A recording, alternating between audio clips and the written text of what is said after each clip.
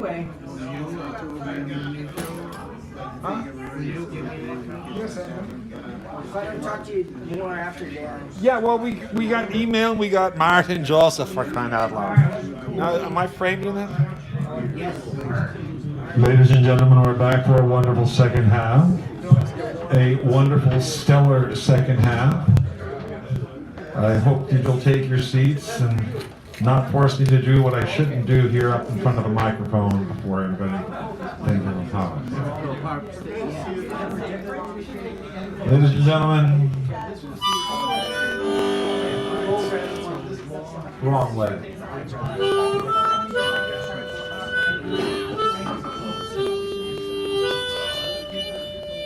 Whoa! He actually knows how to play that thing. The Ballad of the Green Berets.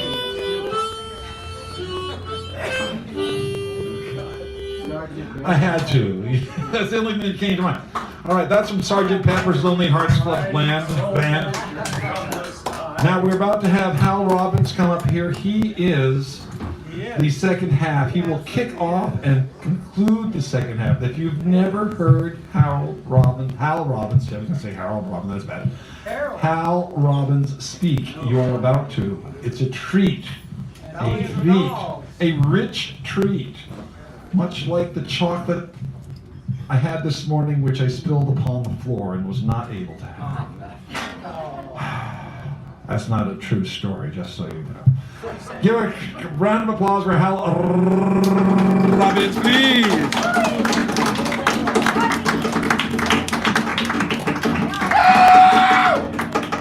Sorry. Well, thank you for that. The Pains of Sleep by Samuel Taylor Coleridge. Mr. Coleridge had his problems with opium. Ere on my bed my limbs I lay, it hath not been my use to pray with moving lips or bended knees, but silently, by slow degrees, my spirits I to God compose.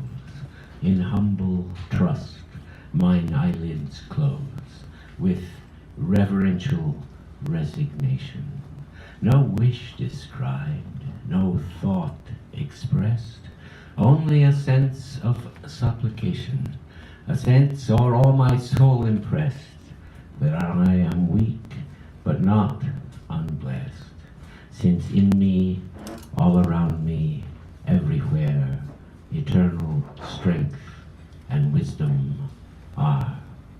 But late last night I cried aloud in anguish and in agony, upstarting from the fiendish crowd of shapes and thoughts that tortured me. A lurid light, a trampling throng, sense of intolerable wrong, and whom I scorned, those only strong. Thirst of revenge, the powerless will, still baffled and yet burning still. Desire with loathing strangely mixed on wild or hateful objects fixed. Fantastic passions, maddening brawl, and shame and terror over all. Deeds to be hid that were not hid, which all confused, I could not know whether I suffered or I did, since all seemed guilt, remorse, or woe, my own or others, all the same, life-stifling fear, soul-stifling shame. So 2 nights passed, the night's dismay, saddened and stunned the coming day. Sleep, the wide blessing, seemed to be distemper's worst calamity. The 3rd night, when my own loud scream awaked me from the fiendish dream, o'ercome with sufferings strange and wild, I wept as I had been a child, and having thus, by tears, subdued mine anguish to a milder mood, such punishments, I said, were due to nature's deepest stained with sin, for I, in tempesting anew the unfathomable hell within, the horror of those deeds to view, to know, and loathe, yet wish and do. Such griefs with such men well agree, but wherefore fall on me? To be beloved is all I need, and whom I love indeed. The remarkable, the dulcet, the courageous Hal Robbins. Here you go. And now, let me just read off the next 5 readers so they know and you know that I know, you know that they know, you know, I know, you know. We have Wendy, then Anna, then Shem, then Greg, then Nicole, then Randy, and then we have Hal closing us off because he is the last word, as we like to call that. So, Wendy Walters, give her a round of applause as she comes up here.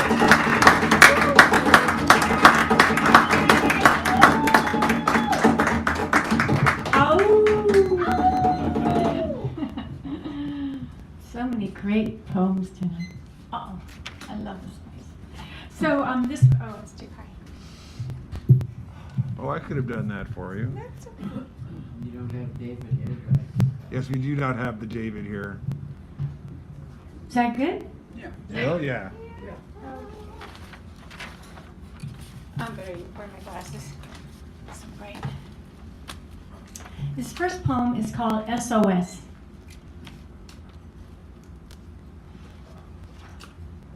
Save our ship. Mother Earth is sinking fast. Humans are forgetting the ancient connection. All is one, and one is all. Gone are the days of nature's patience. Look, life's grave suffering at its physical core is humanity's own poor mess. The world is spinning at breakneck speed, changing too fast to meet the deepest need. How will kindness and wisdom leave their trace through the bearers of light, through the holders of love? Where are we going? Asked the once silent stones. Where are we going? Asked the now poisoned fish. Where are we going? Asked the disappearing trees. And the same asked the birds that once flew unafraid and free. Our lands were once revered, water and air too, once pure. Now shameless humans steeped in greed spread ignorance far and wide. Who's running this boat on which good lives should sail? Get our leaders off the deck. Take the pilot from the wheel. Earth and life are worth far more than this woe, and money can never match a value that's too high to buy. Thank you.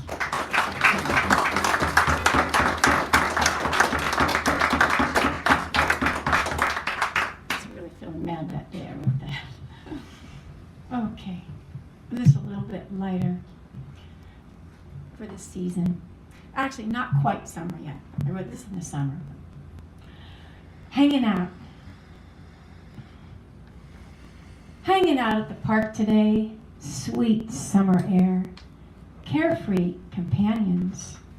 Like these dogs romping around, head over heels with glee, just to get that ball one more time. Like these branches on the trees, blowing lightly in the wind, which I cannot see, yet know is flowing everywhere, loose, unencumbered. My feet melt into the dirt path, happy to be connected to something good and beautiful and useful. Feet and path holding me while I hear all these delicious sounds, like these birds These wonderful birds lifting me heavenward as they chirp and soar in spacious flights. And these flowers that nod as if to speak, spreading their enchanting scents. Hanging out at the park today, sweet summer air, carefree companions.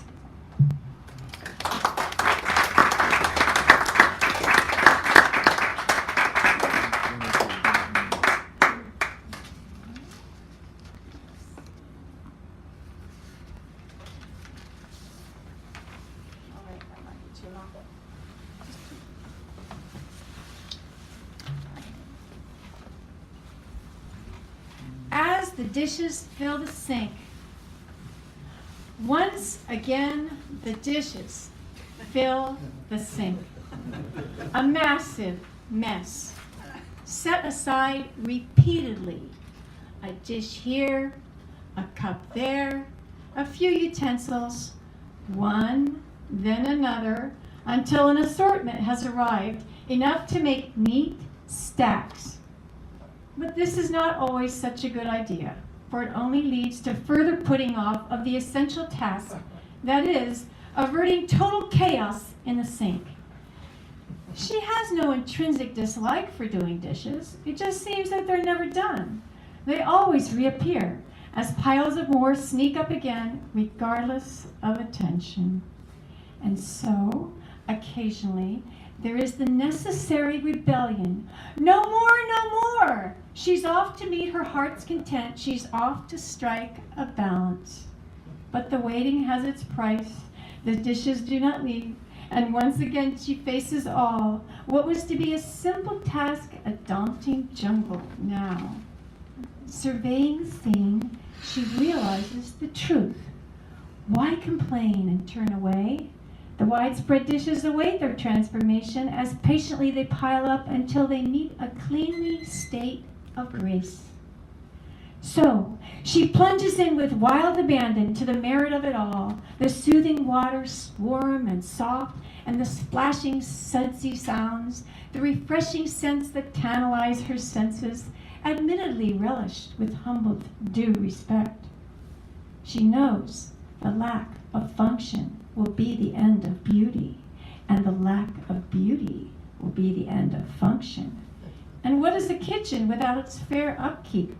Livably lovable and lovably livable. Thank you. Thank you, Wendy Walters. I'm going to amend what I said a moment ago when I read the next 5 readers.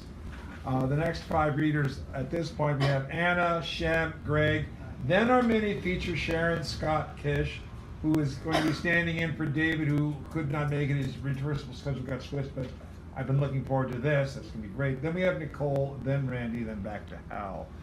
Thank you for letting me know I make mistakes. All right, Anna, would you kindly come forward, please? Give her a nice round. And this is Anna Wolf, ladies and gentlemen.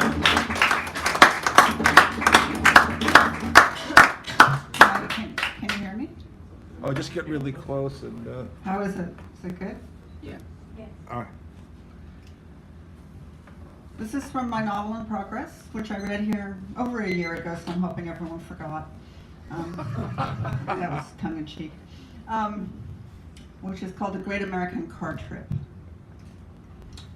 The quote is from Homer's Odyssey. Of these adventures, Muse, daughter of Zeus, tell us in our time. Lift the great song again. Sometime in 1986, Daddy explained to me the myth of the journey of the hero. It was the only 6 weeks I spent with my parents after leaving home when I was 17. My sister did not feel that starving myself into a coma while working in a strip club in San Francisco was a good postgraduate choice. So she sent me home for some parental guidance. Daddy was teaching a class on ancient Greek tragedy. He was lecturing on Joseph Campbell. It's usually a male myth, he said, facing me, the oldest of his 3 daughters, with his typically inscrutable expression. This distinction catapulted me into the advanced state of rage in which I spent most of our overlapping lifetimes. It goes like this, he told me. The hero doesn't start out as a hero. He starts out as just some guy living somewhere. But then he has to leave his home and go on some big adventure and accomplish something. There have to be difficulties, plot complications, the retrieval of sacred relics, many-headed monsters who can't be killed, surprise visits from supernatural goddesses of war who were sprung in full armor from their fathers' foreheads, and so forth, before he can come home. When he comes home, then he is a hero. He has to go on a journey in order to be a hero. That's why it's called the journey of the hero. I sat there silently, wondering if the same thing applied to heroines. He said not, but I was pretty sure it did. 30 years later, I get in my rental car and I head out across the country on I-80 North alone. The secret history of the 1960s is unfolding now across my computer screen like a spiked drink that can never be put back in the bottle. I yearn to hit the road and revisit all those scenes, with only the ghost of a beatnik father for company. Left and right have once again split like a sharp sword in front of me, and I must navigate on the razor's edge. I can hear Daddy's typewriter clicking. The journey of the hero. I can see the jazz drifting down from the clouds. I can even smell his pipe smoke. The hero doesn't start out as a hero. He's just some guy, some kind of artist, working in some university, working to support his family, living in America during the 1960s, protesting the war. He spent the entire Vietnam War counseling young men on how to legally declare themselves conscientious objectors and avoid the draft. He had experience. He was raised in the Brethren in Christ Church, first cousins to the Amish. He had been a conscientious objector during World War II.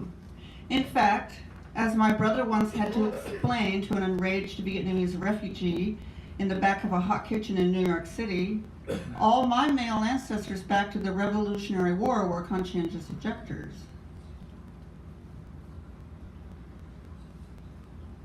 When I was 9, he walked me over to one of the bookshelves in the living room. A different house by now, 4th grade, and I had already lost count of the number of houses, and all the trips back and forth in the car, crisscrossing the country how many times? Always with Daddy at the wheel, his long hair combed back, his left arm hanging out the driver's window burnt red, the cigarette in his mouth, his family in the car. But the same books. He pointed to a row of books by Anais Nin, placed in between Henry Miller and Lawrence Durrell, just as they sit now in my apartment north of San Francisco. When she was 9 years old, he said, this woman started writing a letter to her father, who was on the other side of an ocean.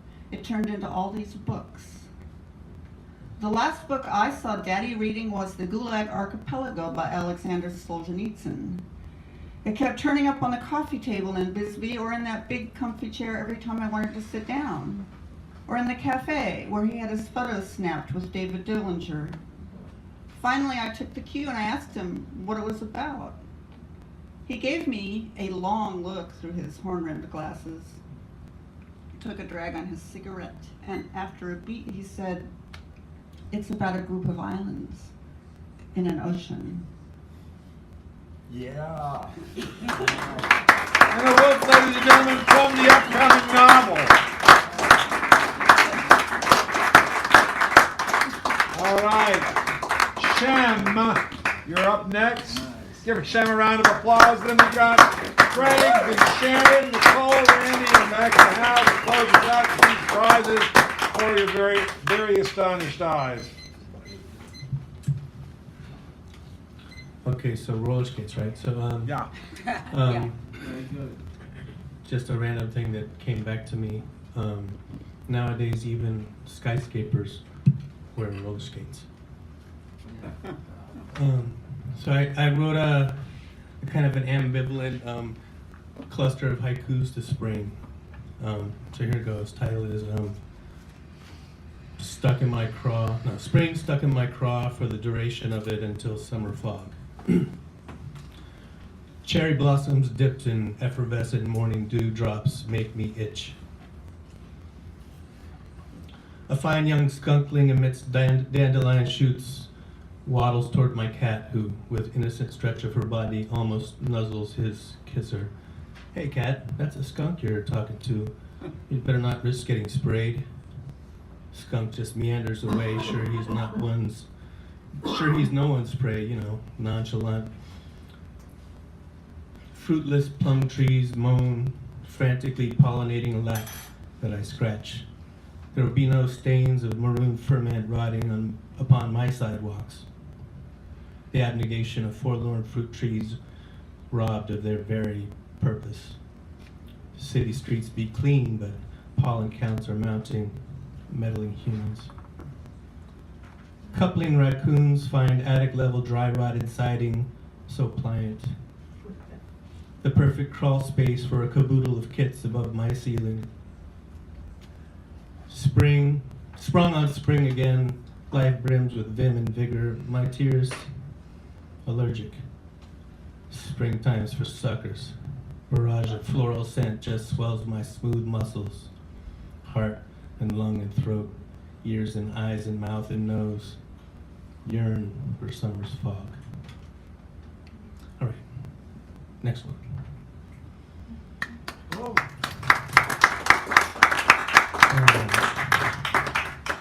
This one just came like yesterday or the day before. After going shopping at Walmart in the East Bay. Where is it? Sorry. Had it all lined up. It's technology. Yeah. You know? Sucks. I'm trying to get through it here. Let's see. Oh, here it is. Okay. This is kind of a character. Soles of my shoes keep coming unglued. Don't glue them like they used to. Maybe I should try Gorilla Glue or rubber cement or shoe glue or super glue or something. I like the glue names. Gonna need a lot of rubber bands to hold it all together when the glue's drying. Fat purple ones and blue ones that come on the broccolis and the asparaguses maybe. If the glues don't work, I could maybe just put more rubber bands on my shoes when they're wearing out. The rubber bands, I mean, if I just buy more shoes, what's the point? Yeah, free purple and blue rubber bands, just have to buy more broccolis and asparaguses. Gonna need a lot of rubber bands. Good excuse to eat more broccoli. You can get broccoli all year round. Don't know exactly why. Should have some kind of a season. These supermarkets with their worldwide airplane deliveries and transoceanic container ships with refrigerator containers. Man, merchant seaman's gotta be a good job. Wouldn't want to work in an airplane though. Claustrophobic. Get me disconnected from the seasons, the supermarkets and the transcontinental food delivery, in case you got lost. And the supermarkets open all night on every aisle. Gotta stay away from the center aisles though. Shop around the edges of the supermarkets, that's where the real food is. Anyway, fluorescent lights, can't even tell if it's day or night sometimes. Oh yeah, and asparagus, when it's in season. How come asparagus got a season and the broccolis don't? Maybe I'll start getting all my friends and family and neighbors to eat more veggies with big fat rubber bands. Because all the walking around I do on these cement sidewalks, these concrete blocks, wears them out quick. Gonna need a lot of rubber bands. Can't buy at the farmers markets, they don't use rubber bands. Speaking of rubber bands, used to be you could find safety pins all over the place too. Seems like these days the piles of free safety pins just up and disappeared, a thing of the past. Used to be I could peg my jeans with free safety pins. Had so many, kept them in a half coconut shell I had my mom cut for me when I was about 7. Now I gotta buy them, pre-pegged. The jeans, not the safety pins. Who ever heard of pre-pegged safety pins? Jeans manufacturers probably bought out the free safety pin people, make us buy more pre-pegged jeans. Yeah, maybe it was the jeans manufacturers who took away all the safety pins, so we stopped pegging our own and buy theirs. I don't know. Still got earwax though. Comes out of my own ears. Can't put a price on that, can they? Wouldn't put it past them though.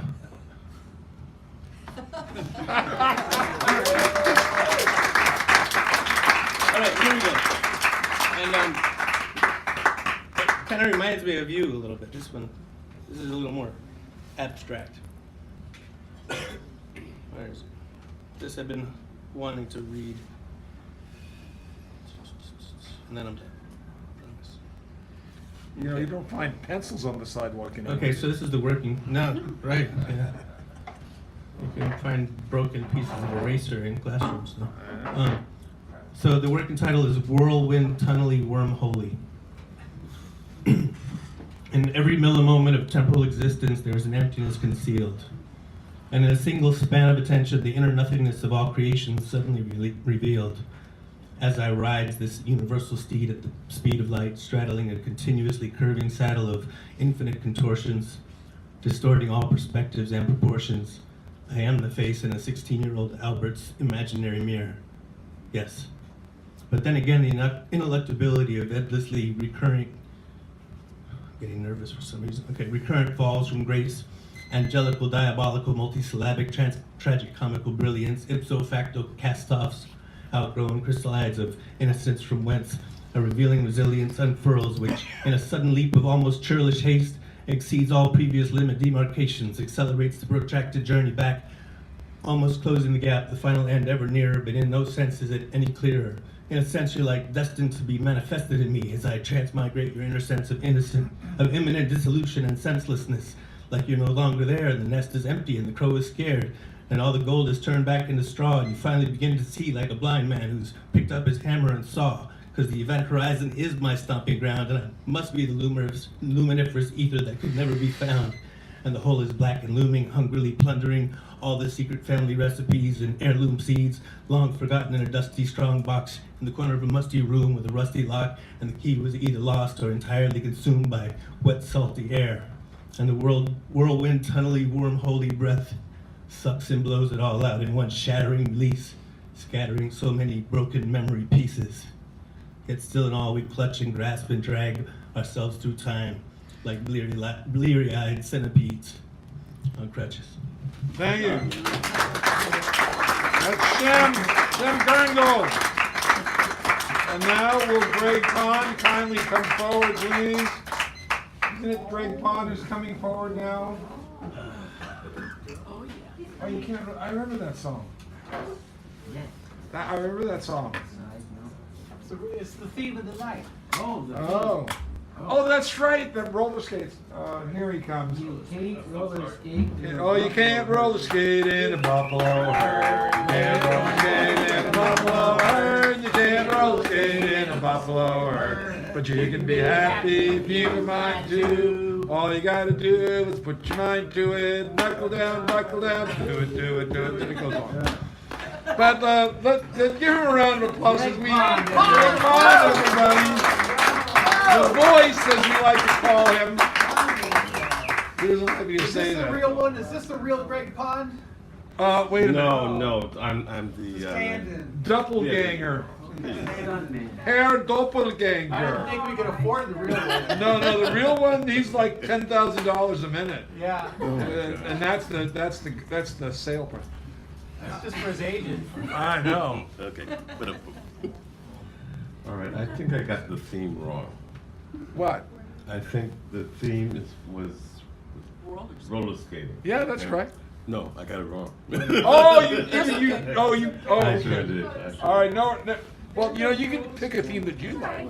Well, I'm gonna read one of the ones that I thought it was. Yes, that's fine. It's not mine, so I'll have to. Oh yes, we'll have to have the.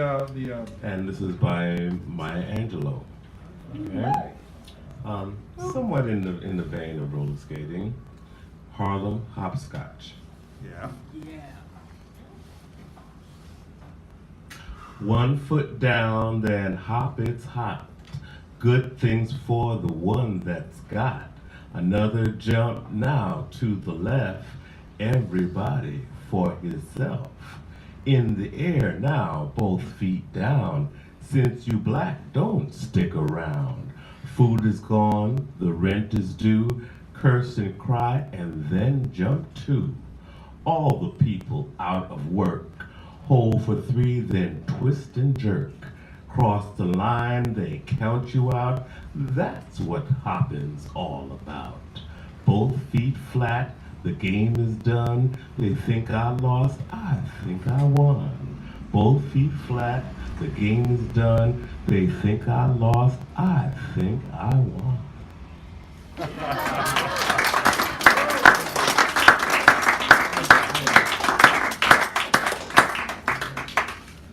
I'm gonna share this other poem that's not mine, but I found it in a book of poems that were written by high school students at Galileo. But this was back in 1990, 91. So I do hope he's graduated by now. And I hope he's still writing, because this is really good. His name is Jason Huang, and this is called Recipe for War. Inside the schoolyard, take 2 people, stir them up.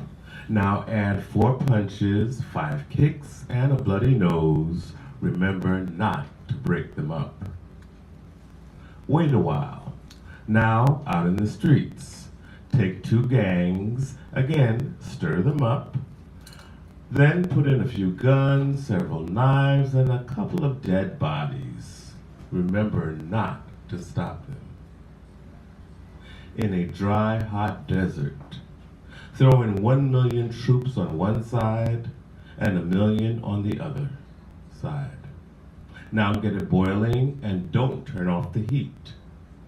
While cooking, get 1 million body bags to contain the results.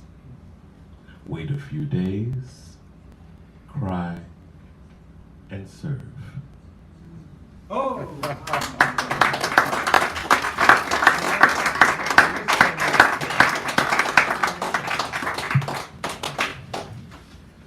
I shouldn't even read mine after that one. This one is called Teddy. One day while walking by, saw new balloons and a teddy bear tied to a no parking pole. A few empty bottles of beer and wine surrounded the ghetto headstone. A half-dozen roses starting to wilt and bend. No water, no sun, no one to resuscitate them. Wrapped in tissue, a poor man's wreath. Blood-red petals laying on concrete. One day while walking by, saw several veladoras lit, a makeshift memorial with wicks flickering like tiny teardrops. Wish the wind would gust just strong enough to make the violence stop. The pop, pop, pop of random shots left the whole block on lock, left neighbors horrified, tongue-tied, shell-shocked and crying at the impromptu curbside shrine. One day while walking by, saw a storefront so quiet. No stains of liquid life, no sounds of last breath gasping, fingers grasping for ladder's last step. No one sees, no one dishes. Cops will canvass, but there will be no witness. No one will say a word as if nothing was heard about a fight that might have incited a murder, 'cause no one ever snitches. One day while walking by, saw some furry stuff tied to a no parking pole and a photo of the poor soul who tragically died. Candles, mylar balloons, and cards marked the scene of the crime. I paused at the altar and almost knelt, hearing echoes of the pain the victim felt, though I was just a passerby. One day while walking by, saw a teddy now worn, frayed, tattered, and torn, dirty face and matted hair, one eye dangling by a single thread, the other eye shedding a tear. Busted seams, twisted bow, hanging so sadly with a missing ear. A painful reminder of what happened here a mere 6 weeks ago. Doesn't anybody know who killed Teddy Bear? Doesn't anybody care?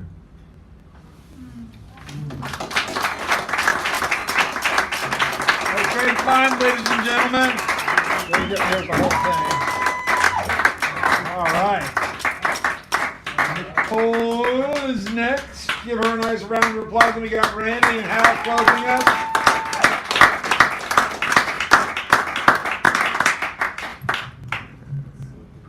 There we go. You're perfect. Wow, that was really powerful. Thank you, Greg. Made me think of Oscar Grant for some reason. Yeah, we did. Okay, can you hear me? Kind of high. Oh, yeah. Let me just, you know what? I goofed up again. I got You were it. supposed to be next, but we'll do Oh. right now. No. She'll do that, and then we'll do that. Sorry, I goofed. I was trying to do several things. Yeah, well, but it's the second time. He's dyslexia. Yeah. Okay. Okay, this is a piece I wrote. It's called Little Lady. Got a letter today. It reads, Dear Miss Lady, she was in prison and I was free. Free to complain about overcrowded cities, mine and other people's idiosyncrasies. Free. I could ride a train, walk a park, buy nooks and crannies in a supermarket. She was in prison and ate what they served, dreaming at walls, remembering when she was a girl who had nothing and the whole world at once. But the free world was a prison back then because she was a woman. She was black. I'm not telling you this for pity. Those are just the facts. A dancer she wanted to be, a dream before she was taught how to believe. The year was 1933. This was all before Martin Luther King. She's awake now, boxed in her cold concrete cell, sad, deep. A tear just fell on the cold, cold concrete floor. What can she do now after all this time? The police took her stolen jewels, the lawyer her very last dime. She sits on the side of her cold, cold cot. Wish I could change, she thinks, but I don't know how to stop. She moves on to the kitchen, her daily job, a jail mop. This is the story of Miss Payne. She does it again and again. Takes from the rich, she'd take it all if she could, but that would be unladylike and rude. So she mops the cold jail floor and dreams of being that ballerina dancer she'll never be. It's a dream that's someone else's, the big Martin Luther King dream. Miss Payne is hurting now. She doesn't want no more jewels. She just wants to believe her big Martin Luther King dream, but she's stuck in 1933. Thank you. Thank you, Nicole. Thank you very much. All right, and now, ladies and gentlemen, the mini feature of the evening. Thanks to their patience and my constant misunderstanding. Sharon Scott Kish, would you kindly come forward? And then we got Randy and Hal. Sharon this is her moment. An upcoming feature right here. Keep that applause going, ladies and gentlemen.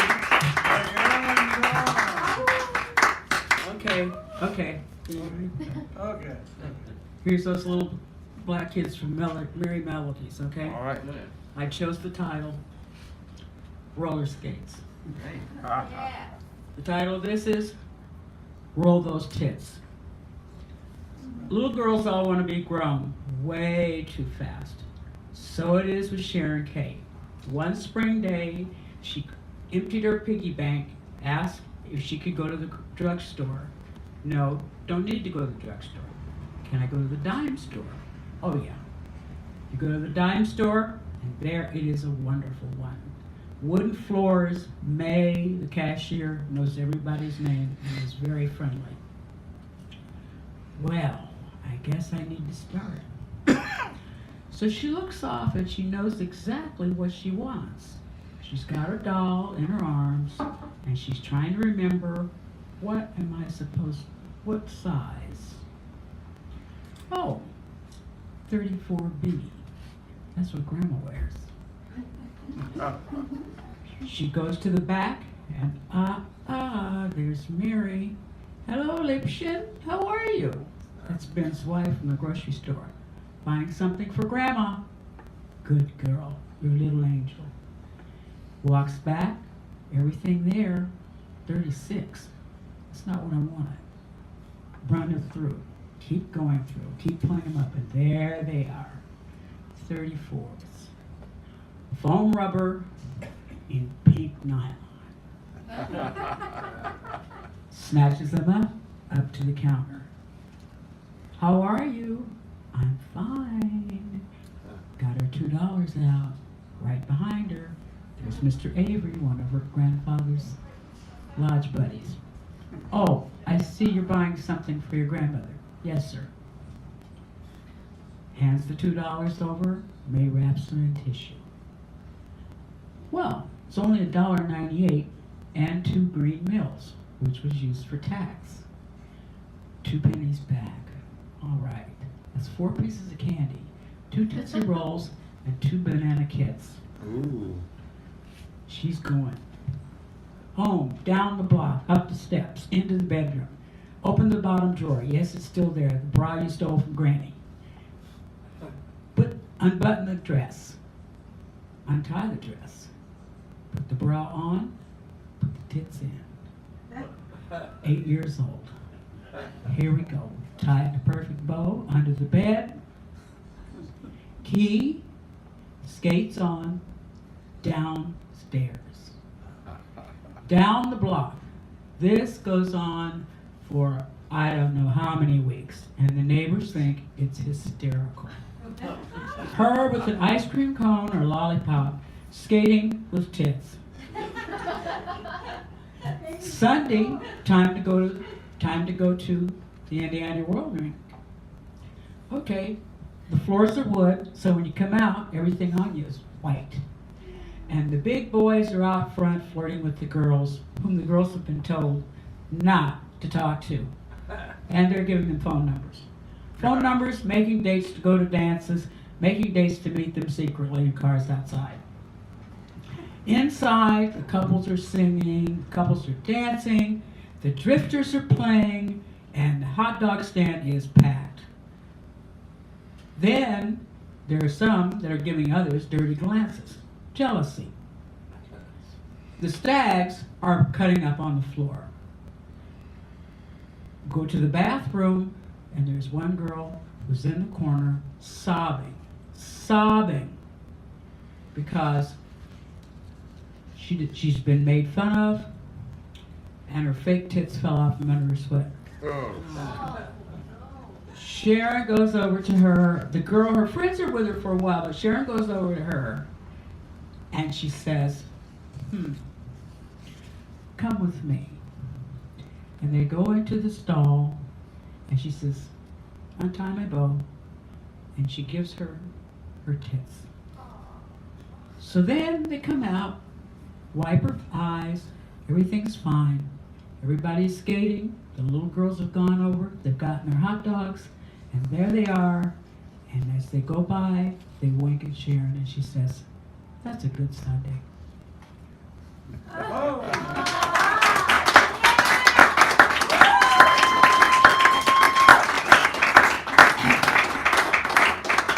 The next one is called Snowballs.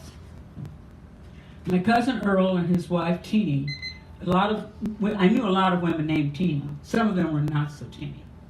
The whole family loved them. This short, compact, dark-skinned man was a gambler and a sharp dresser. Special hat for gambling, plaid coat for dancing. Oh yeah.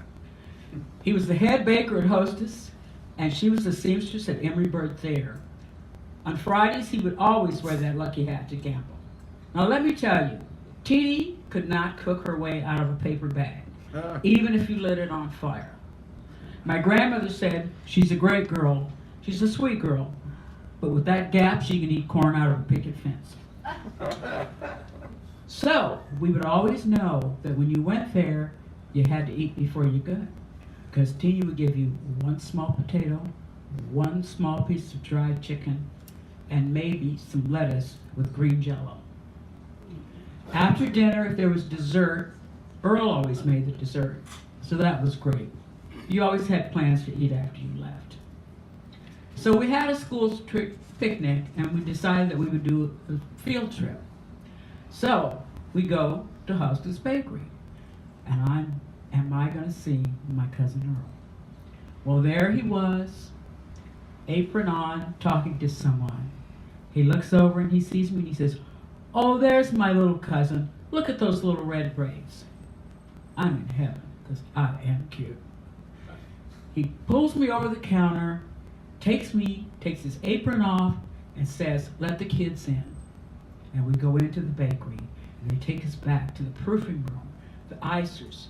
Of course, we've got some of the kids that want to do the icing. It's okay. They let us do it. It's everywhere. Then, here's how we make Twinkies. And they show us. And we are in heaven. Hands everywhere. Chocolate cream all over the floor, all over our shoes, flour on our faces. We love it.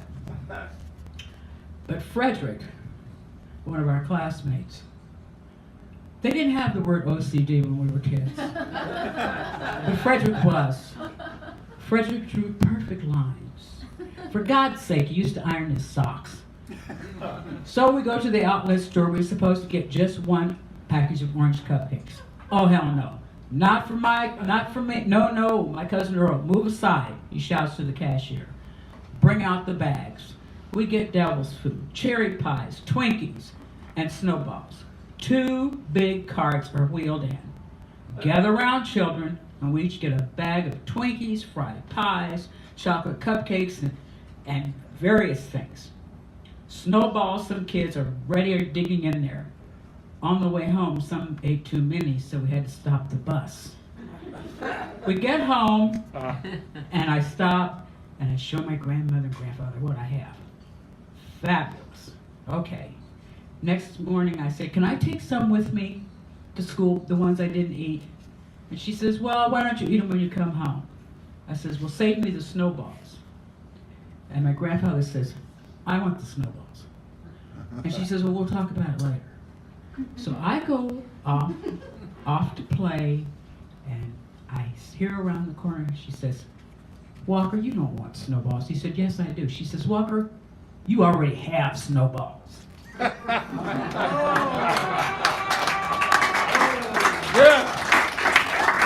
Thank God. Let's start this, our movie of the evening.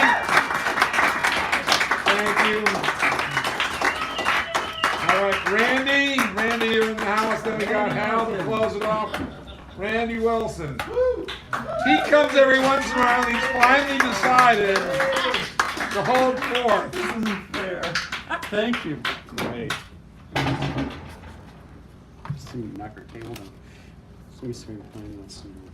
Just might want to raise that up a little bit so when you speak, you're Let me get my magnified magnificently. After Hal finishes off, we'll take care of these delicious prizes, as we like to call them. So let me see if I can find this. It's just here. Oh yeah. Okay, let's see. Okay, so I was a teacher for a long time, and I think I still am a teacher. So this is not so much a poetry, this is instructions for somebody who's in 4 walls and can't leave. Okay, and it's sort of based on some Yoko Ono stuff that I was thinking in my head. And I actually do use typewriters. I draft on a typewriter. I have several. Okay. Sitting in front of the typewriter, I don't know what to type. Not sure if the words are even there, but the letters are. If I had a sketch pad, it would be blank. A piano, it would be silent. And yet I know that everything locked inside my brain needs to come out. So I keep trying, typing, sketching, banging a tune until there's a medley of life experiences to remember, reflect, and enjoy. What have you done that pleases you? What was it? Can you do it again? If you draw a picture of the best 5 things you have done or had a good time, what would that look like? What color would you make it? Does it please you to remember that time? Draw yourself pleased. Write about the funniest time you had that made people and yourself laugh. Are you smiling now? Close your eyes and think about that time some more.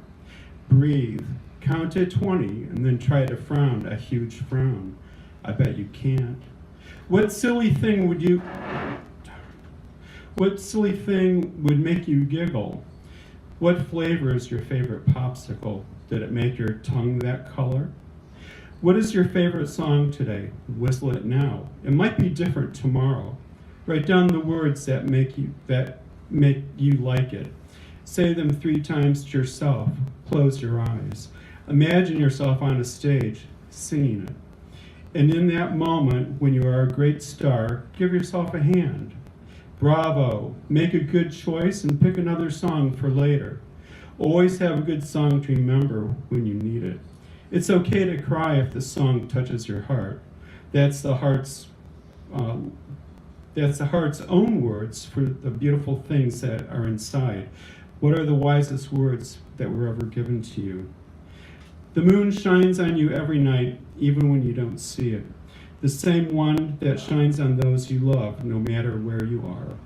It is a great same moon seeing you through the night with love. Andy Wilson! And now, our clincher closer, super duper bulldozer, Hal Robbins, the last word, will give us the last word, and he'll take care of these prizes. Give him a round of applause, please, ladies and gentlemen. The inestimable. That's not the best word, inestimable. Could be. All right. From Emily Dickinson. A narrow fellow in the grass occasionally rides. You may have met him, did you not? His notice sudden is. The grass divides as with a comb, a spotted shaft is seen, and then it opens at your feet and closes further on. He likes a boggy acre, a floor too soft for corn, but when a boy and barefoot, I more than once at noon stopped to observe a whiplash unbraiding in the sun. When stooping to secure it, it wrinkled and was gone. Several of nature's people I know, and they know me, and not without some transport of cordiality, but never met this fellow, attended or alone, without a shrinking feeling and 0 at the bone. Thank you. Hal Robbins!